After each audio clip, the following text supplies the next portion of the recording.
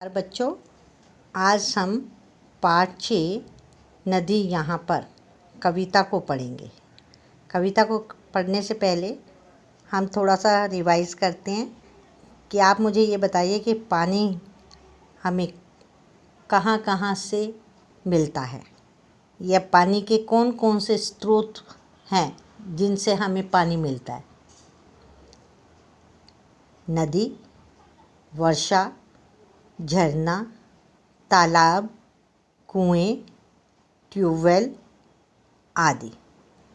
इन्हीं चीज़ों से हमें पानी मिलता है ना। तो आप ये बताइए कि हम जो है अपनी खेती बाड़ी को कैसे सींचते हैं। वहाँ पर सींचने के लिए हमें किसका कहाँ से पानी आता है? ट्यूबवेल द्वारा आता है, बिल्कुल ठीक है। और नदियों से लेते हैं। नदियों की हम छोटी छोटी नदियों में से लेते हैं। नदियों में से छोटी छोटी नालियाँ सी बना देते हैं और उसके द्वारा हमें खेतों की सिंचाई का कार्य करते हैं। तो आज हम नदी के बारे में पढ़ेंगे कि नदी हमें जो है क्या क्या प्रदान करती है, नदी कहाँ कैसे चलती है, नदी का स्वरूप कैसा है और नदी हमें क्या कुछ देती है, और ये हमारे किन किन कामों के काम आती है, इससे हमारी धरती कैसी बनती है, और फिर ये नदी जो है कहाँ से निकलकर कहाँ पर जाकर ख़त्म हो जाती है। तो हम चित्र भी देख लेते हैं एक बारी। ये देखो, पहाड़ बने हुए हैं, झरने बने हुए हैं, नदी बनी हुई है, पानी बह रहा है, नीचे आ रहा है मैदानी उसमें रास्ते में। फिर नेक्स्ट उसमें खेत सींचे जा रहे हैं। कहीं टेढ़ी मेढ़ी हो रही है ये नदी, कहीं पर सीधी जा रही है, कहीं दिखाई दे रही है। ठीक है, तो हमने इस नदी कविता का चित्र भी देखा। तो अब हम सबसे पहले इस नदी कविता को पढ़ेंगे और इनके कठिन शब्दों के नीचे अंडरलाइन भी करेंगे। फिर मैं इसको बाद में समझाऊंगी। पहले हम पढ़ते हैं इसे। मेरे साथ उंगली रखें और पढ़ें। नदी यहाँ पर मुड़ती है, फिर चलती ही जाती है। चलते चलते सागर को आखिर में वह पाती है। मिलती लंबी राह उसे, देती है सबको पानी। सींच सींच कर खेतों को फसल बनाती है धानी।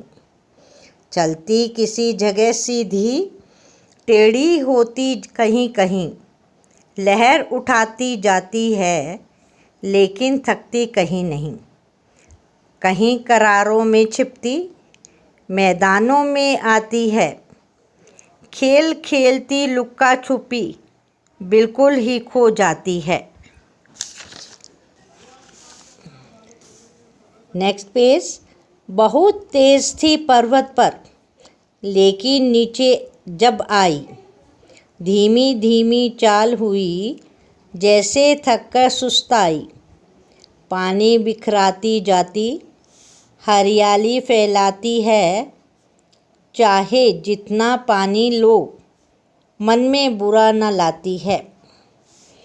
किसे पता है आई कब, मगर रहेगी चलती ही। एक दिए सी जगर मगर, सदा रहेगी जलती ही। सागर में मिल जाने पर, फिर बन जाती है सागर। जब तक चलती रहती है, रात और दिन धरती पर। ये कविता कवि डॉक्टर श्री प्रसाद जी ने लिखी है। इसके लिखने वाले कविता को लिखते हैं उनको कवि कहते हैं। और अगर पुरुष लिख रहा है तो कवि हो गया, अगर स्त्रीलिंग में है तो कवित्री हो जाती है। तो यहाँ पर कवि डॉक्टर श्री प्रसाद जी द्वारा नदी यहाँ पर कविता को लिखा गया है। अब मैं तुम्हें इस कविता को समझा रही हूँ ताकि तुम्हें आसानी से ये समझ आ सके। तो ध्यान देंगे आप। सबसे पहले, नदी यहाँ पर मुड़ती है, फिर चलती ही जाती है। कहते हैं कि नदी जो है ऊपर से निकलती है और यहाँ पर मुड़ जाती है, फिर चलती ही जाती है, फिर सीधे चलती ही जाती है। चलते चलते सागर को आखिर में वह पाती है। कहते हैं कि चलते चलते अंत में वह आखिर या अंत में वह सागर में मिल जाती है। मिलती लंबी राह उसे, लंबी राह, लंबा रास्ता, राह रास्ता, मार्ग, मिलती लंबी राह उसे देती है सबको पानी। कहते हैं कि जो लंबी राह से जिससे निकलती है, गुजरती है, वो सबको पानी देती ही जाती है। सबको, जिसको भी ज़रूरत पानी की होती है, सबको पानी देती जाती है। सींच सींच कर खेतों को फसल बनाती है धानी। सींच सींच कर यानी कि पानी देने को क्या बोलते हैं? सींचना। पौधों को सींचना, पानी से पौधे जो है पानी से सींचे जाते हैं। तो कहते हैं कि खेतों में वो पानी देती जाती है, सींच सींच के खेतों को सींचती है वो, और फसल को धानी बना देती है, हरी भरी बना देती है। धानी हरी भरी बना देती है कि जब राह से निकलती है तो जो जितना पानी चाहता है, किसी को ये नहीं कि अगर एक बाल्टी चाहिए तो एक ही मिलेगी, नहीं, ऐसा नहीं है। जितना मन करता है उतना पानी उसमें से ले लेता है। तो वो लंबी राह में जब चलती है तो जितना जिसको पानी की ज़रूरत होती है उस सबको पानी देती जाती है और खेतों को सींचती जाती है, जिससे कि सारी फसल जो है धानी हो जाती है, हरी भरी हो जाती है। चलती किसी जगह सीधी, अब नदी की चाल बताइए कि कैसे चलती है। चलती किसी जगह सीधी, टेढ़ी होती कहीं कहीं। कहते हैं कि चलते चलते कहीं तो बार ये बिल्कुल सीधी सीधी चलती है, लेकिन कुछ आगे जाकर ये कहीं कहीं पर टेढ़ी मेढ़ी भी हो जाती है ना, रास्ता बदलने लग जाती है। लहर उठाती जाती है, कहीं पर तो इसकी लहरें ऊंची ऊंची उठती है, तेज़ चल रहा होता है पानी, लेकिन थकती कहीं नहीं। कहता है लेकिन ये कभी थकती नहीं है, कभी तेज़ चल रही है, कभी धीमे चल रही है, तो कभी भी ये थकती नहीं है, हमेशा जो है चलती ही रहती है। अर्थात यहाँ पर हमें शिक्षा देने वाली बात है कि हमें कभी भी मेहनत से घबराना नहीं चाहिए, अपने जीवन में चलते रहना चाहिए, आगे बढ़ते रहना चाहिए, क्योंकि नदी हमें सिखाते हैं कि हमें हमेशा आगे बढ़ते रहें हम।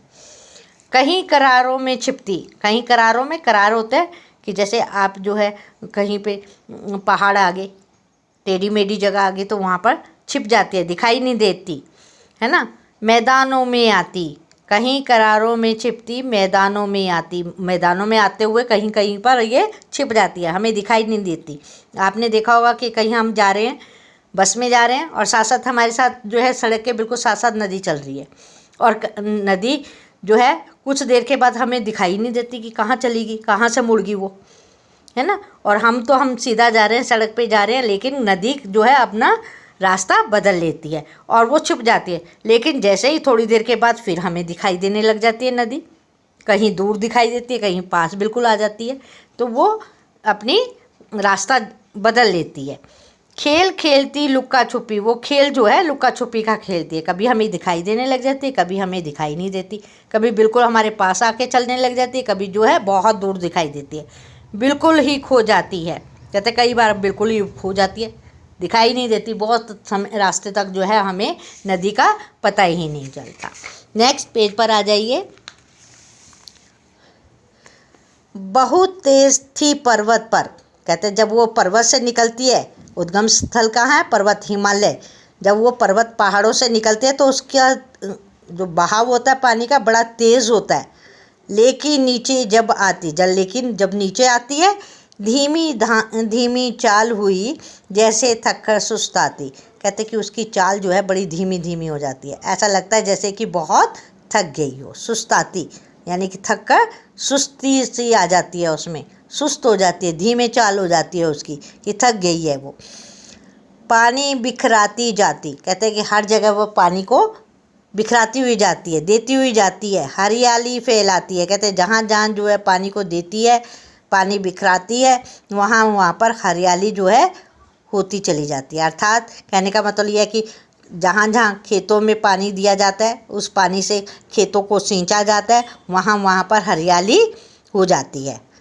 चाहे जितना पानी ले लो, मन में बुरा ना लाती है। कहते कि नदी ऐसी चीज़ है जिससे जितना भी पानी ले लो वो कभी भी बुरा नहीं मानती, उसे बुरा नहीं लगता।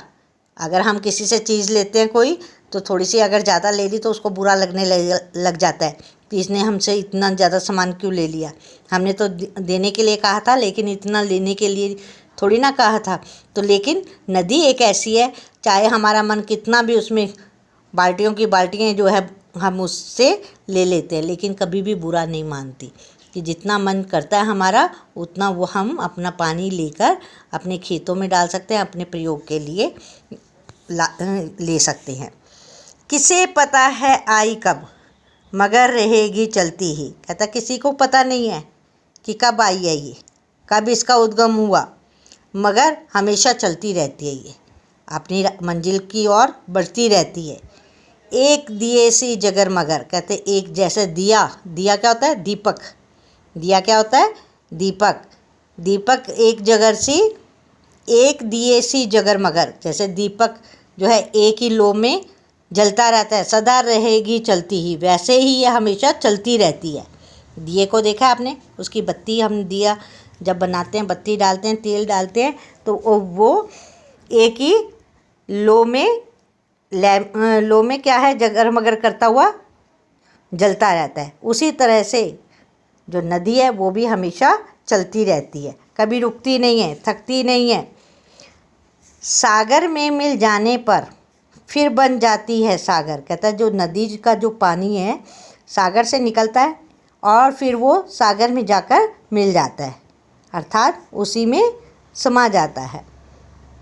जब तक चलती रहती है रात और दिन धरती पर, तब तक चलती रहती है रात और दिन धरती पर, कहते हैं ये दिन रात तब तक चलती रहती है जब तक दिन रात हैं इस धरती पर।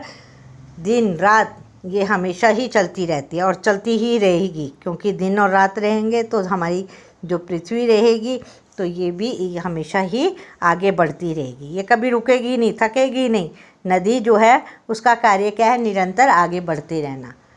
तो यहाँ पर नदी से हमें बताया गया कि नदी जो है वो कैसी है, वो उसके मन में कभी स्वार्थ नहीं है, निस्वार्थ होकर सबकी सेवा करती है, सबको देती है, कुछ लेती किसी से कुछ नहीं है। नदी जो है वो हमेशा जो है हर किसी को, जिसको जितनी ज़रूरत होती है उसमें से पानी उतना लेकर उसका प्रयोग कर लेता है।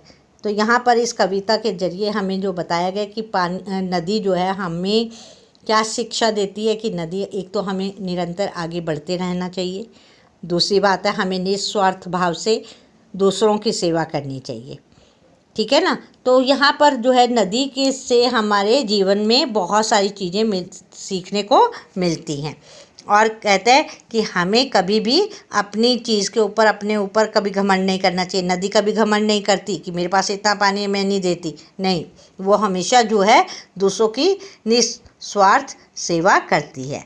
तो यहाँ पर बच्चों आपको इस कविता को पढ़ा, आपने इस कविता के भाव को समझा, सरलार्थ को समझा, इस कविता में क्या कहा गया है।